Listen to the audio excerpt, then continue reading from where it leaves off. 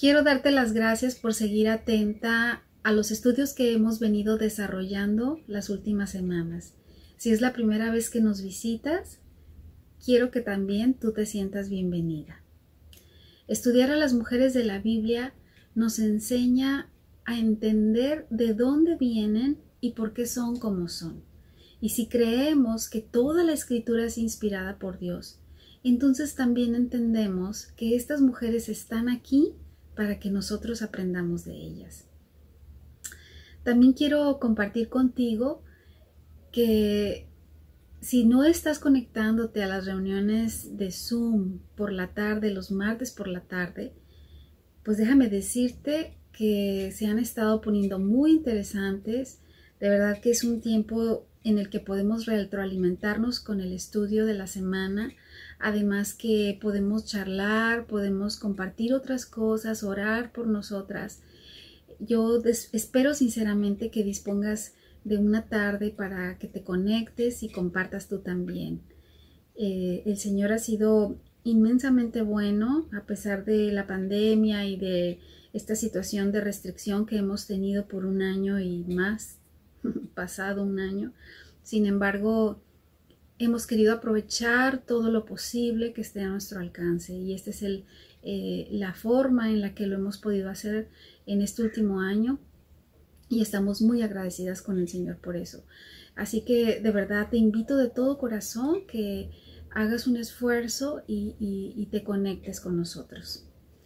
Y bueno, para dar inicio al tema del día de hoy, de esta semana, me gustaría que empezáramos con una oración. Padre, estamos profundamente agradecidas por poder llegar hasta aquí, porque tú nos has traído de la mano desde todo este último año y estamos muy felices y muy agradecidas contigo de poder estudiar a estas mujeres. Y gracias hoy por el estudio de esta semana, por la vida de Noemí, y que aunque a veces nosotros también caminamos en tristeza, en desolación, en desconsuelo, sabemos que en ti, en tu Hijo Jesucristo, podemos ver esa esperanza, Señor. Nos consolamos en ti y nos refugiamos bajo la sombra de tus alas, Padre. Gracias por esta tarde, gracias por el día que permites que podamos tomar este estudio, que sea de gran bendición para nuestra vida, Señor. Habla a nuestros corazones. En Cristo Jesús, tu Hijo amado. Amén. Estudiar el libro de Ruth es estudiar acerca del amor, la fidelidad, el cuidado, la paciencia, la humildad y la gracia de Dios. Pero también es un recordatorio para nosotras de que en el Dios de la Biblia hay esperanza. Alguien ha descrito a este libro como la joya más preciosa del Antiguo Testamento. La tradición judía dice que el autor de este libro es el profeta Samuel. Y aparentemente no hay motivos para pensar lo contrario. Hay una palabra que estarás escuchando mucho durante el estudio y esa es la palabra redimir o redención. Así que apunta por ahí. La palabra redención significa liberar mediante el pago de un rescate. Ese es el significado. Liberar mediante el pago de un rescate. No quisiera ser muy repetitiva con las citas bíblicas en esta lección, ya que la semana pasada estuvimos considerando la vida de Ruth, la mujer por la cual se titula este libro. Pero al mismo tiempo quiero ser fiel a la historia y quizá estaré recordando algunos pasajes que ya vimos la semana pasada, solamente para poder hilar los hechos y las vidas de estas dos mujeres. Aunque como veremos al final, este libro se trata de Cristo, también este libro se trata de dos mujeres, Ruth y Noemí. Y en esta ocasión nos centraremos en la suegra. Recordemos que Noemí es una mujer procedente de Belén de Judá, que había emigrado con su esposo y sus dos hijos varones a la tierra de Moab. En ese periodo posterior a los jueces, cuando lo único que reinaba era la injusticia, y en respuesta a ese rechazo, Dios disciplina a su pueblo y los azota con una gran sequía y hambre. El esposo de Noemí, Elimelec, quizá buscando una mejor condición de vida para su familia, decide mudarse de Belén a Moab, aunque creo que a pesar de la situación de caos, él debió quedarse en Belén y confiar en Dios, porque solamente estaban pensando en las cosas materiales y no en las implicaciones espirituales. Moab era una ciudad que llevaba el nombre de uno de los hijos que Lot habría tenido de la relación incestuosa que tuvo con sus propias hijas. Recordemos que después de la destrucción de Sodoma y Gomorra, las hijas de Lot lo emborrachan para obligarlo a tener relaciones sexuales y así perpetuar su descendencia. Imagínense, Moab era una ciudad donde abundaba el pecado. Adoraban a muchos dioses, pero su dios principal era Quemos, a quien se le ofrecía culto por medio de sacrificios humanos. En Deuteronomio 23, Dios prohíbe a los israelitas relacionarse con los moabitas precisamente porque los inducían a la impureza y a la idolatría. Pero bueno, este hombre, Elimelec, seguramente preocupado por su familia, migra de Belén a Moab y sus dos hijos, como era de esperarse, se casan con mujeres moabitas. Los nombres de estas mujeres eran Ruth y Orfa. Tiempo después de haber llegado a Moab, muere el esposo de Noemí y después mueren los hijos, quedando estas tres mujeres viudas y desamparadas. Se entera Noemí que ha vuelto las buenas cosechas a Judá y se prepara para salir de Moab junto con sus nueras y regresar a su tierra natal. Noemí motiva a sus nueras para que cada una vuelva a la casa de su padre. Ellas eran mujeres jóvenes que seguramente podrían volverse a casar. Y no teniendo Noemí la posibilidad de tener más hijos, desde luego, ella las besa, las despide y dice la escritura que ellas lloran desconsoladas. Ruth y Orfa suplican a Noemí quedarse con ella y seguirla, pero leamos lo que dice la Biblia sobre esto. Vamos a leer en el libro de Ruth, capítulo 1, del versículo 8 al 14. Dice: sin embargo, ya puestas en camino, Noemí les dijo a sus dos nueras: vuelva cada una a la casa de su madre, y que el Señor las recompense por la bondad que mostraron a sus esposos y a mí, que el Señor las bendiga con la seguridad de un nuevo matrimonio. Entonces les dio un beso de despedida y todas se echaron a llorar desconsoladas. No, le dijeron, queremos ir contigo a tu pueblo. Pero Noemí respondió: ¿por qué habrían de continuar conmigo? ¿Acaso puedo tener más hijos que crezcan y sean sus esposos? No, hijas mías, regresen a la casa de sus padres, porque ya soy demasiado vieja para volverme a casar. Aunque fuera posible y me casara esta misma noche y tuviera hijos varones, entonces ¿qué? ¿Esperarían ustedes hasta que ellos crecieran y se negarían a casarse con algún otro? Por supuesto que no, hijas mías. La situación es mucho más amarga para mí que para ustedes, porque el Señor mismo ha levantado su puño contra mí.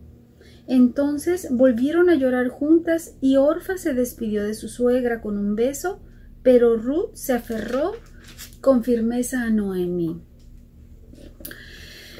En aquella dramática situación, Noemí decide regresar a Belén y su nuera Ruth, en un gesto de extraordinaria fidelidad, declara en el versículo 16: tu pueblo será mi pueblo y tu Dios será mi Dios. Dice la Biblia que cuando Noemí vio la determinación de Ruth de seguirle, ya no le insistió más. Ruth decide regresar con su suegra y eso para mí es algo impresionante. Seguramente el testimonio de Noemí es lo que motiva a Ruth a cambiar su identidad, dejar de ser una moabita y adorar al Dios de Israel. Probablemente Noemí, en medio de su tristeza, no veía el propósito de lo que estaba ocurriendo, pero confiaba en Jehová, y es por eso que decide regresar a su pueblo. Ella mostraba esa confianza y da un testimonio tan impactante a su nuera Ruth, al grado de que decide rechazar a sus dioses, a su familia, y prefiere seguir a su suegra. En gran parte creo que esta es la esencia de la enseñanza de este libro. Es decir, después de que todo va mal, aunque a veces no podemos entender y no encontramos una explicación a las cosas, Dios en su soberanía está trabajando a nuestro favor. No lo vemos, pero Él lo está haciendo.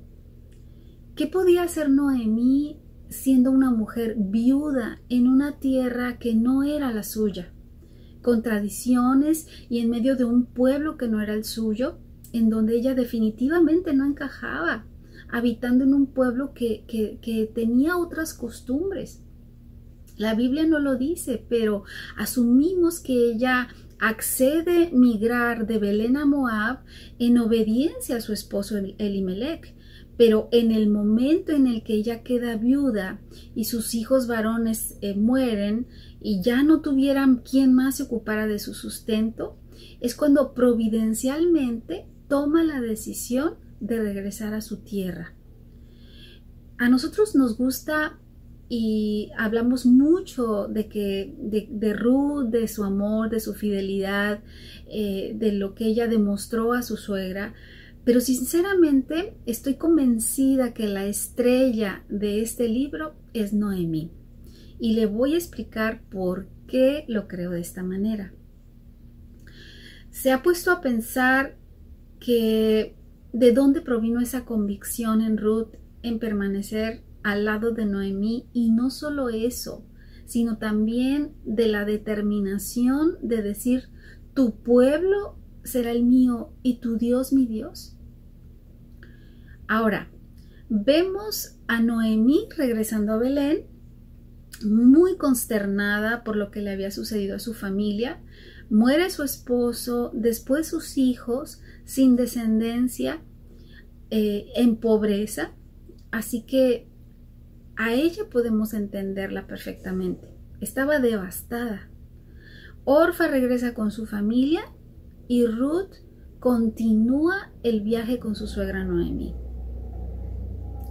Vamos a leer lo que dice Ruth en el capítulo 1, pero del 19 al 22. Dice así: de modo que las dos siguieron el viaje. Cuando entraron a Belén, todo el pueblo se conmocionó por causa de su llegada. ¿De verdad es Noemí?, preguntaban las mujeres.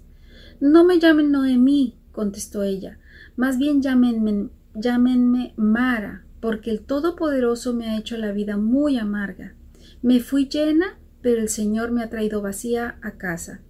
¿Por qué llamarme Noemí cuando el Señor me ha hecho sufrir y el Todopoderoso me ha enviado semejante tragedia sobre mí?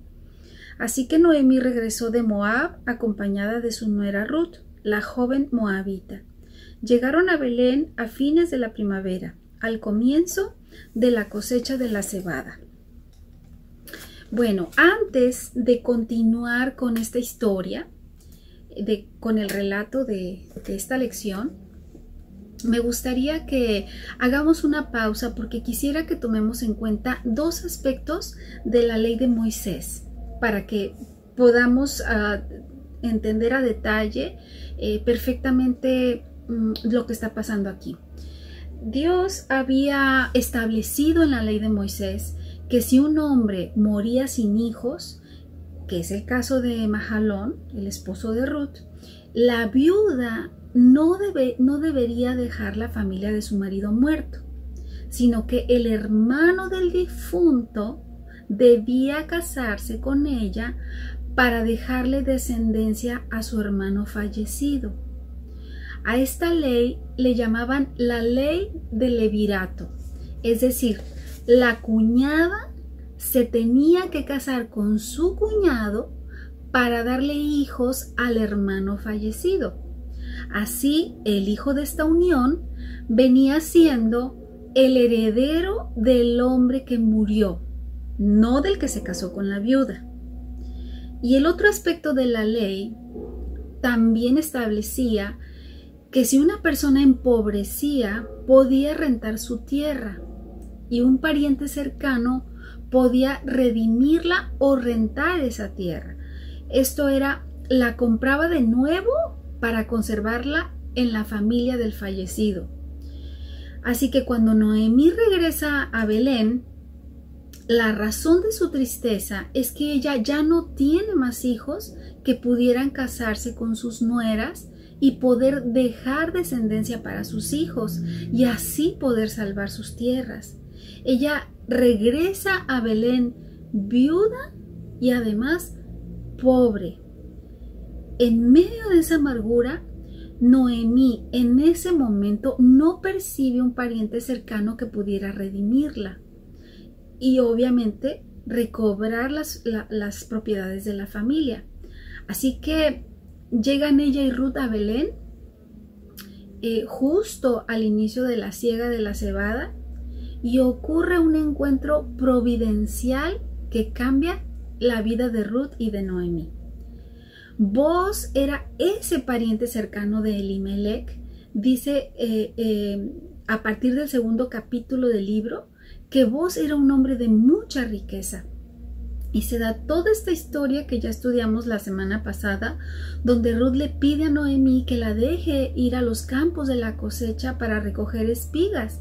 Y es ahí donde Booz la ve y la trata con mucha compasión y con mucha ternura, dando también órdenes que la dejen espigar en el camino para que ella la recoja sin que la molesten. Dios en su bondad había hecho provisión en la ley para el sustento de aquellos pobres en general, para las viudas y también para los extranjeros. Quiero que me acompañes, por favor, es importante esta lectura en Levítico, en el capítulo 19, en el versículo 9. Levítico 19, versículo 9. Versículo 9 dice: Cuando recojas las cosechas de tu tierra, no ciegues el grano en las orillas de tus campos, ni levantes lo que caiga de los segadores. Harás lo mismo con la cosecha de la uva. No cortes hasta el último racimo de las vides, ni recojas las uvas que caigan al suelo. Déjalas para los pobres y para los extranjeros que viven entre ustedes. Yo soy el Señor tu Dios. Y también en Deuteronomio 25:19, Dios les da este mismo mandato. Esto era un recordatorio para el pueblo de que ellos habían sido esclavos en la tierra de Egipto.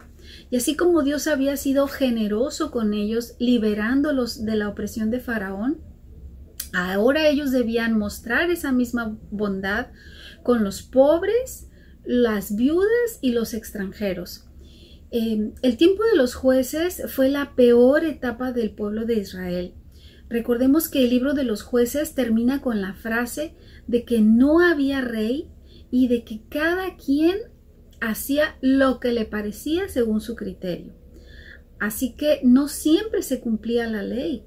Ruth, como extranjera y peor aún como una mujer moabita, se estaba arriesgando al salir al campo, a espigar los campos.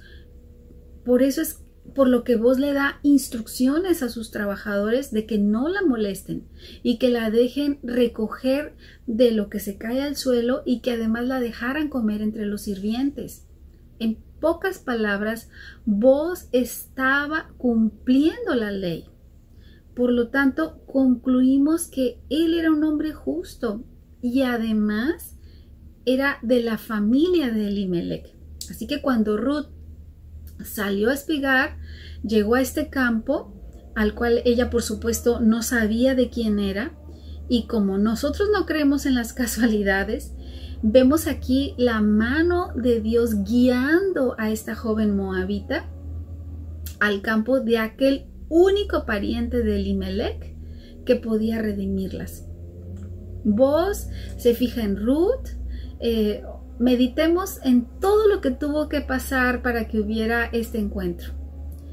Pensemos en la historia de este hombre.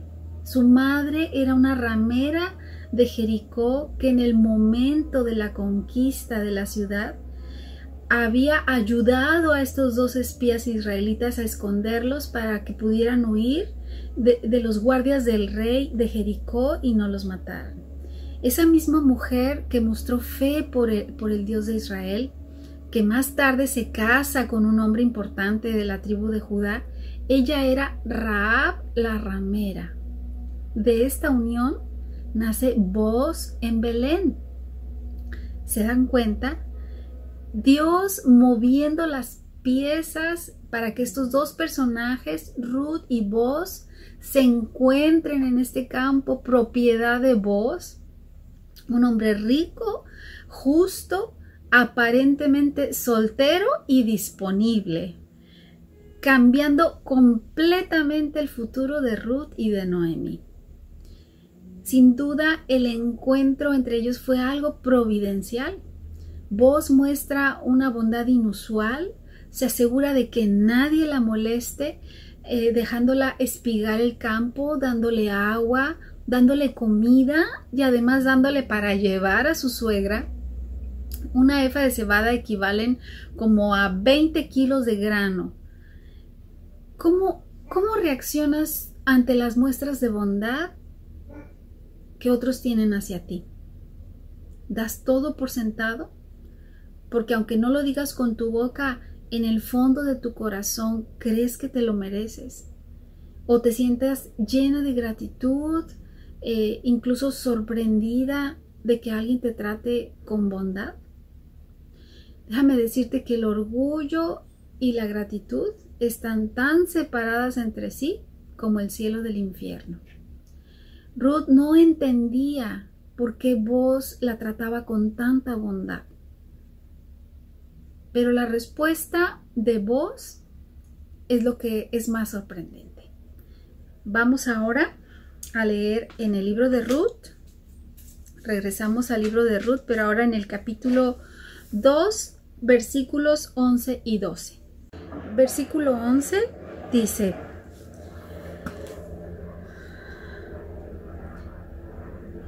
Sí lo sé, respondió Booz, pero también sé todo lo que has hecho por tu suegra desde la muerte de tu esposo. He oído que dejaste a tu padre y a tu madre y a tu tierra natal para vivir aquí entre gente totalmente desconocida.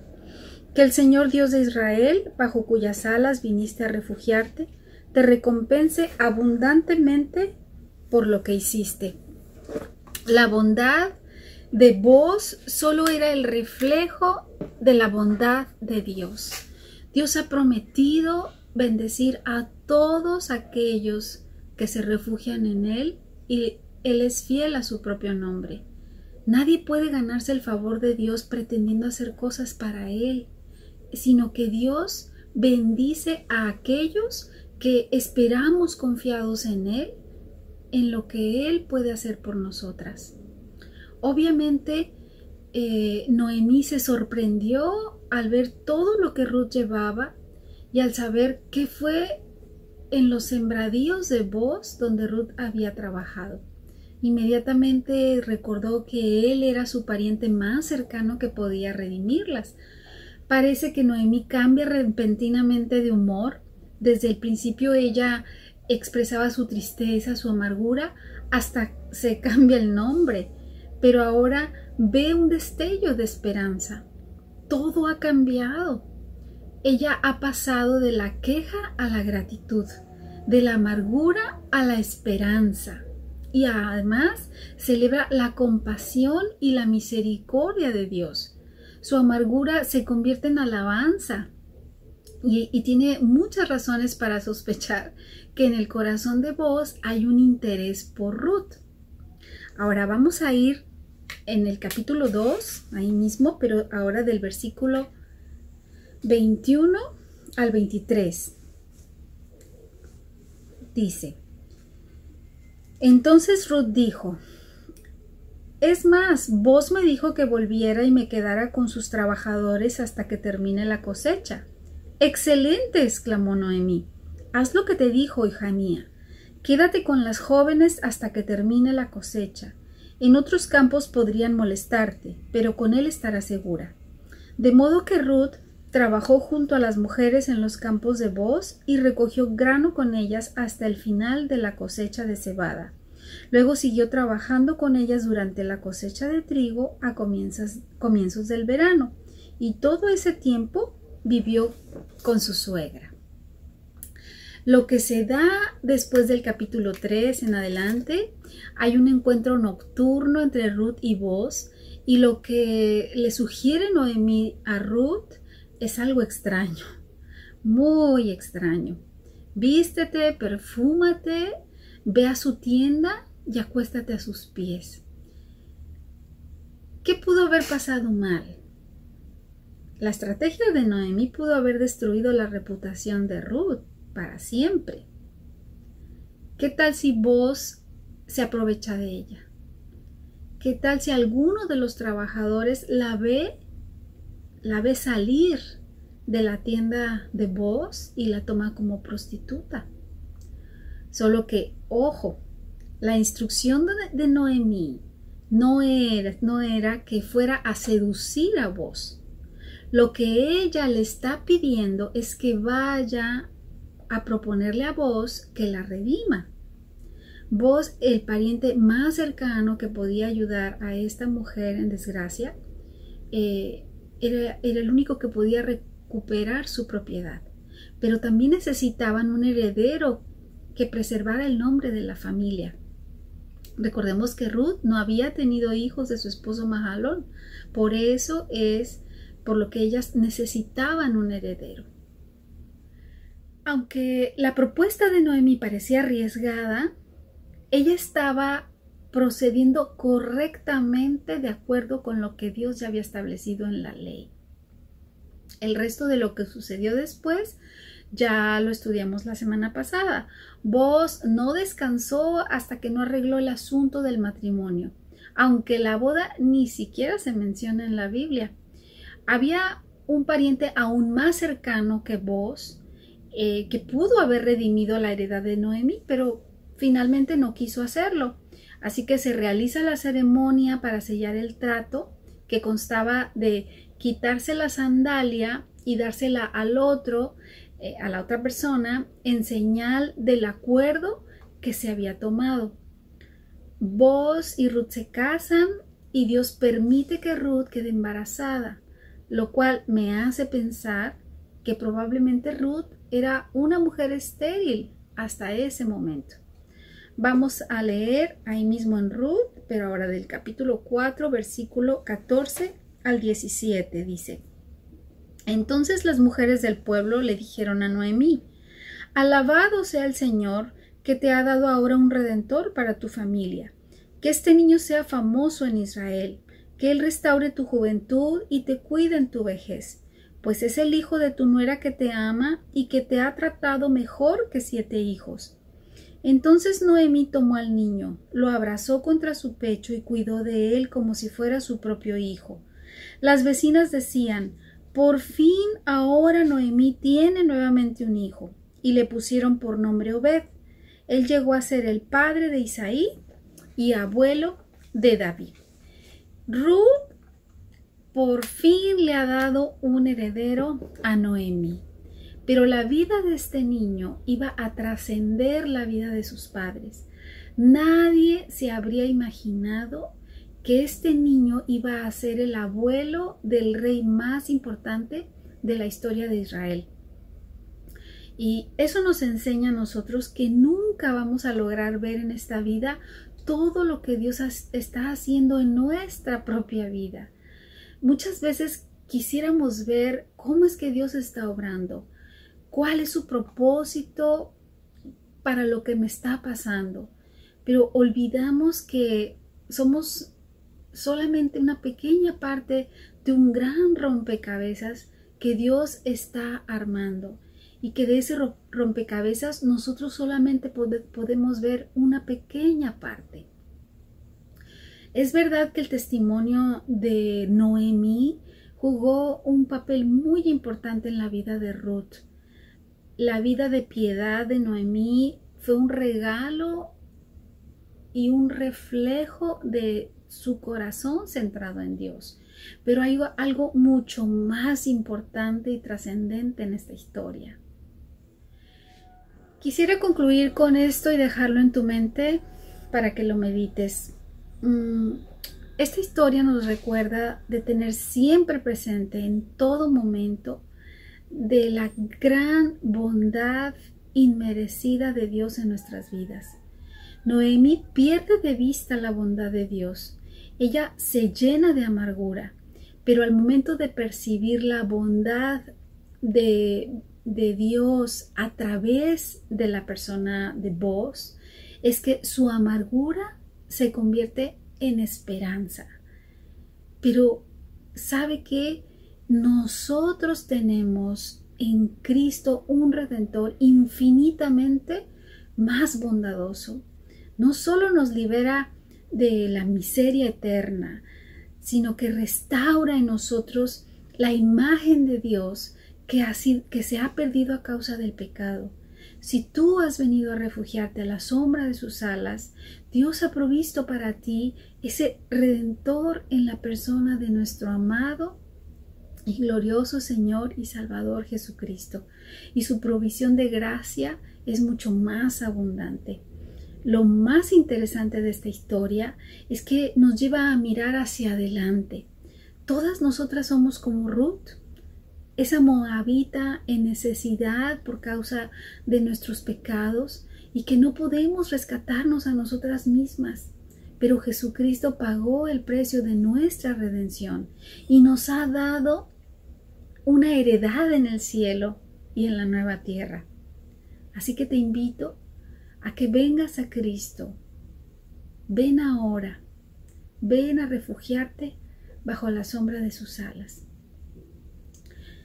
Y el Salmo 147 dice que no se complace Él en la fuerza del caballo ni en el poder del ser humano, sino que el Señor se deleita en los que le temen y en los que ponen su esperanza en su amor inagotable. Y por último, como siempre, quiero invitarte que la próxima semana estaremos aprendiendo acerca de las vidas de Ana y Penina. Te invito a que durante la semana leas los capítulos 1 y 2 del libro de Primera de Samuel para ponerte en el marco de esta historia. No lo olvides. Bendiciones.